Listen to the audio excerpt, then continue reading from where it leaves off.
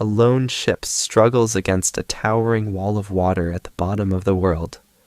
The wind howls like a living creature, and cold salt spray stings the faces of those clinging to the decks.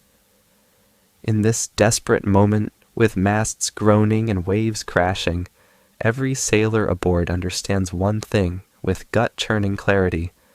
They are at the mercy of Cape Horn, the ocean as most dangerous passage. Cape Horn. The very name is spoken with equal parts awe and dread. This rocky headland at South America, at southernmost tip, has earned a fearsome reputation. Here, where the Atlantic and Pacific Oceans collide, legends say the sea can devour ships whole, and it is no exaggeration, these waters are home to the largest ship graveyard in the world. Over 800 vessels have been swallowed by the Horn S Fury, and more than 10,000 sailors carried to watery graves. Why is this one place so deadly? The answer begins with nature's wrath on an epic scale. Cape Horn sits at the convergence of oceans and winds like no other spot on Earth. The Southern Ocean's unimpeded winds scream eastward around the globe. Sailors call them the Roaring Forties and Furious Fifties. By the time those gales reach Cape Horn's latitude, they've built up incredible momentum. There is no significant landmass to break their stride. When those ferocious winds slam into the Andes and Antarctica as icy breath sweeps north, the result is a permanent tempest. Winds here routinely exceed 60 knots, and storms can explode without warning. The sea itself rises to the challenge. A powerful current surges around Antarctica and gets funneled through the Drake Passage, the 600-mile-wide gap between Cape Horn and the frozen continent. It's a choke point where waves from two mighty oceans meet head-on. Swells from the Pacific and the Atlantic converge and pile into each other, doubling their size. The ocean bottom here suddenly shallows, forcing deep water upward and making the waves even steeper and more monstrous. Walls of gray water, 5 stories high, crash and merge in unpredictable chaos. In winter, icebergs wandering up from the Antarctic lurk in the fog. Even on a calm day, an ordinary swell in these latitudes would count as a dangerous storm anywhere else. It is little wonder old sailors had a grim saying, below 40 degrees south there is no law, below 50 there is no God at Cape Horn. Nature reigns absolutely, indifferent to human life. Yet despite this ferocity, for centuries sailors kept coming. They had to. Cape Horn may be hell, but it was a gateway, the only route to reach the riches and new lands beyond, long before canals or engines existed. In the age of sail, if you wanted to voyage between the great oceans, the options were painfully limited.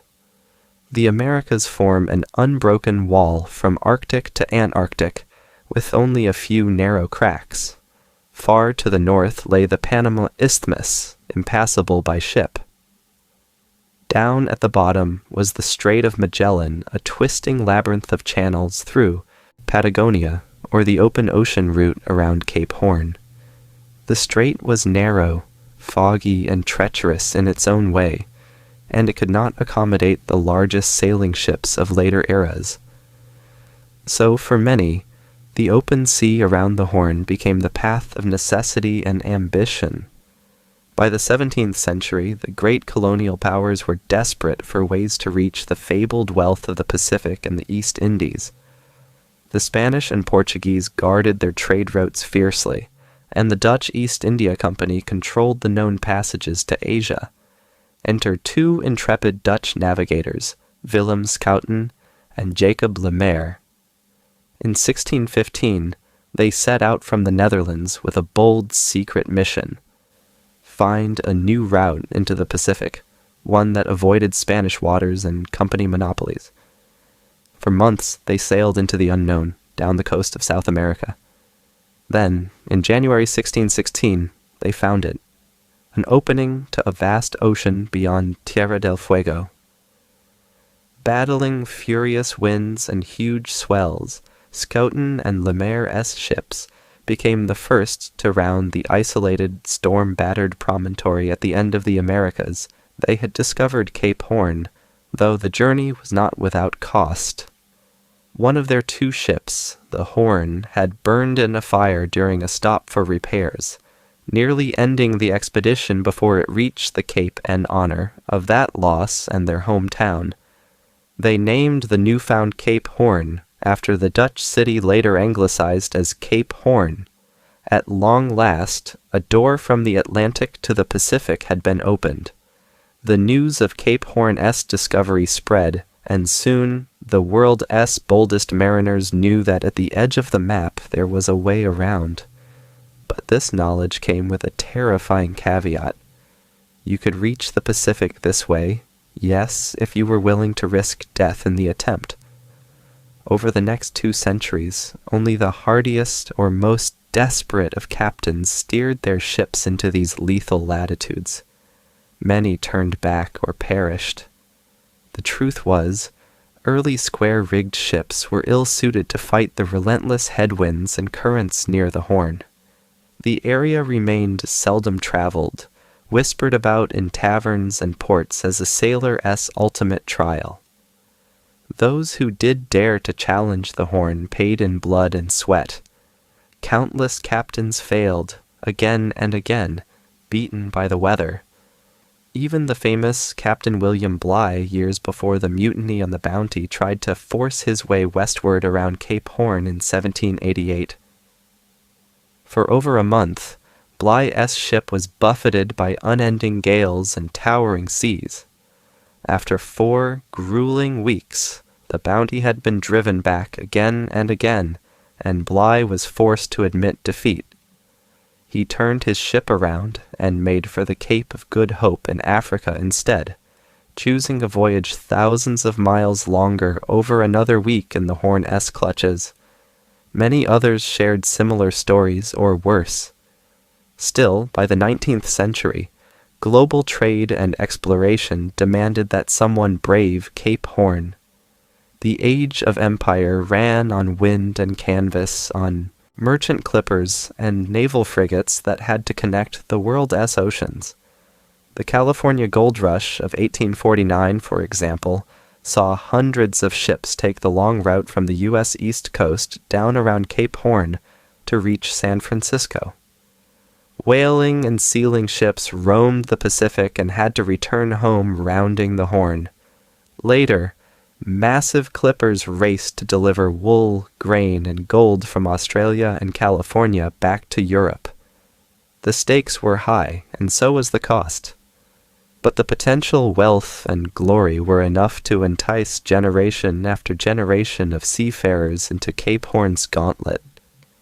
Now, imagine for a moment that you are one of those souls bound for the Horn. It is the late 1800s, and you stand on the deck of a tall-masted clipper ship as it approaches the edge of the world. The sky has turned an iron gray. Each day the air grows colder, the winds stronger. By now, you've sailed beyond the last signs of civilization.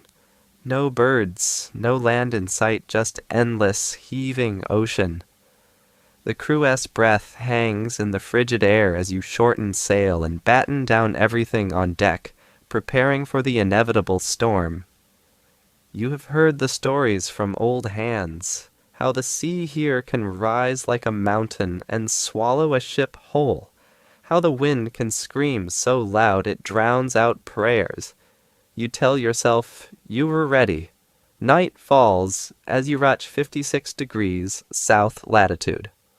At first, there is an eerie quiet under an overcast sky. Then it begins.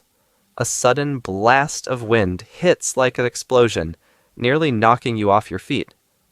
Storm sounds, canvas sails erupt with a deafening crack as they catch the gale. The ship's bow pitches into black waves that surge from all sides. Freezing rain needles your face. You can tell if the wet on your skin is salt water or tears. Orders are barely heard over the roar. Reef sails. Secure that line. The vessel heaves and groans. In the darkness, you glimpse a ghostly white line of foam breakers smashing against something. Is it a reef? The charts show none. A chill runs down your spine. Those might be the Willy-Wah's fierce Willy-Wah gusts off the glaciers, or perhaps waves exploding on unseen cliffs of water. Hours turn into an endless nightmare. You lose all sense of time. There is only the fight, hauling ropes with numb hands, clinging to anything solid as the deck tilts at impossible angles. Each giant wave that crashes over the bow threatens to sweep men into the sea. Your world narrows to a primal focus. Survive this night. In moments snatched between swells, you recall why you came. Maybe it was wealth, duty, or simple wanderlust. But right now, all you want is to see the dawn. Finally, after what feels like an eternity, the first gray light of day breaks. The wind eases to a steady howl instead of a shriek. Bruised, drenched sailors emerge from any shelter they could find. Somehow, the ship is still intact, battered, but alive. As you limp onward, you notice a rugged silhouette on the horizon. A dark, jagged island, rising from the sea spray. Cape Horn itself. You made it this far. Relief and dread mingle in your chest because you know the journey around that cape is just beginning. For some crews that journey would last days or weeks. For others, it became a never-ending torment.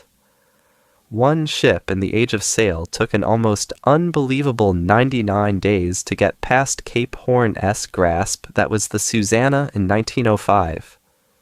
Leaving Europe, she encountered continuous gales trying to round the Horn against the wind. Her sailors endured over 3 months of punishing seas and icy squalls.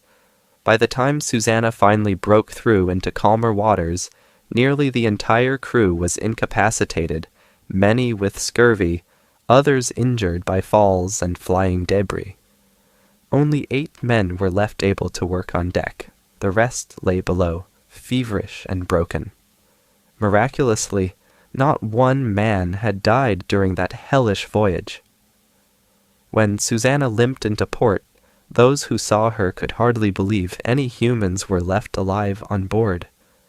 The crew's survival was nothing short of a miracle and a testament to the indomitable will of sailors who refused to surrender to the Horn. But not all stories had such an ending. Far from it. For every ship that survived, many met a darker fate in these cursed waters. During the age of sail, vessels simply disappeared into the endless storms, never to be heard from again. Cape Horn's graveyard is littered with tragedies. Ships dashed to splinters on unseen rocks, or capsized and swallowed whole by monstrous seas. In 1741, a British squadron under Admiral George Anson struggled for months near the Horn. One of his warships was wrecked, and 2 others so damaged they turned back, their decks swept by waves and their crews decimated. In 1852, the clipper Concordia was reportedly overtaken by a rogue wave and vanished with all hands, one more phantom added to the Horn's tally. Stories like these echoed through shipping lore. Even as late as the 20th century with sturdier ships, the danger persisted. In 1938, the 4-masted bark Admiral Karpfanger set sail from Australia, bound for Europe. She made her routine radio reports as she approached Cape Horn and then fell silent. It's believed that in the darkness of a winter storm, Karpfanger struck an iceberg, or was overwhelmed by a gigantic wave. Not a single one of her 60 crew members survived. Only a shattered wooden door and a few pieces of wreckage later washed ashore in Tierra del Fuego. The Karpfanger simply disappeared into the Horn's void, leaving behind a chilling mystery. And she wasn't to the last. As recently as 2002, a modern 50-foot yacht named Ol Hoop was lost on a round-the-world voyage near Cape Horn waters. Despite all the technology of the modern age, Ol Hoop and her two experienced sailors vanished without a trace, reminding the world that the Horn still claims who it will. With such endless horror stories, one might wonder, how did anyone continue to brave this place? The answer lies in human resolve and, eventually, human innovation. By the late 1800s, Cape Horn had become a crucial artery of world commerce despite its dangers. Mighty windjammer sailing ships, especially the speedy clipper ships and later the steel-hulled barks, were tasked with carrying goods around the world via the Horn. Shipping companies even made a point of trying to tame the Horn schedule. The fastest record for a sailing ship rounding Cape Horn, set by the German clipper Prywall in 1938, was just 5 days and 14 hours from Atlantic to Pacific, a rare feat of luck and skill in perfect conditions. And yet, for most, rounding the Horn was anything but fast. A contemporary of the Prywall, a young sailor named Hans-Peter Jürgens, recalled that his captain told the crew, "God created Cape Horn in his wrath." The old-timers passed down dire advice. If you want to grow old, avoid Cape Horn altogether. It was a warning many would have been wise to heed. Finally, the world found a way to cheat Cape Horn entirely. In 1914, the Panama Canal opened, carving a safe passage between the Atlantic and Pacific far to the north. Suddenly, there was no need for commercial vessels to round the Horn and risk life and cargo in the process. Steamships and, later, motor vessels had a shortcut through the Americas, and they gladly took it. The great era of the Cape Horn trade route began to fade. By 1949, the last of the big cargo sailing ships, a proud bark named Pamir, sailed around the Horn under canvas one final time, closing a chapter of maritime history. What had once been a bustling corridor of clippers and windjammers fell mostly silent, left to the albatrosses and the howling wind.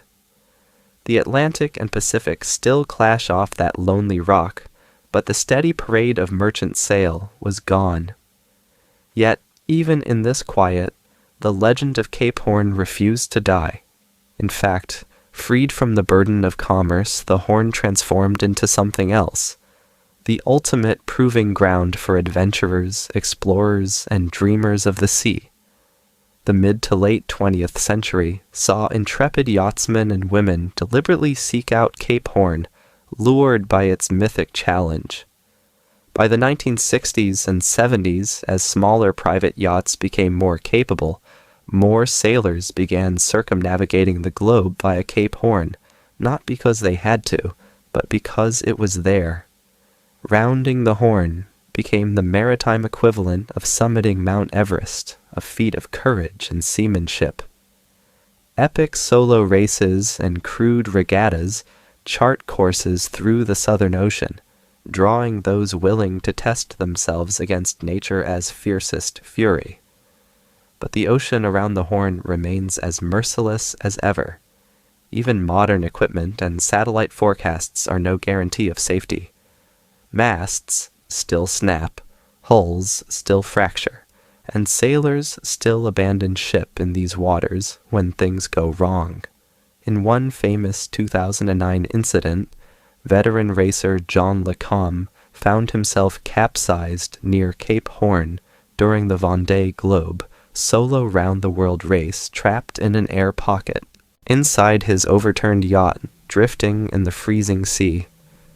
He was rescued in the nick of time by a fellow competitor, in a daring operation amid raging swells. Many others haven't been so lucky, even in recent years. The myth of Cape Horn lives on not just in tales of old, but in the very real, white-knuckle experiences of those who venture there today. On a desolate island at Cape Horn stands a monument, a simple sculpture of an albatross in flight cut from steel. It stands in honor of the thousands of sailors who never returned from these seas.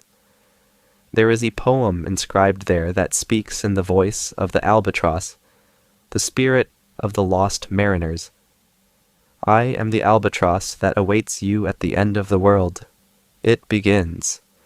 Every soul claimed by the horn, it suggests, lives on in the soaring wings of that bird, eternally circling the skies above the waves. This is the legacy of Cape Horn. It is not just a place on a map, but a symbol of mankind, struggle against the elements at the extremes of the earth. It is the howling winds and mountain waves that have humbled egos and forged legends.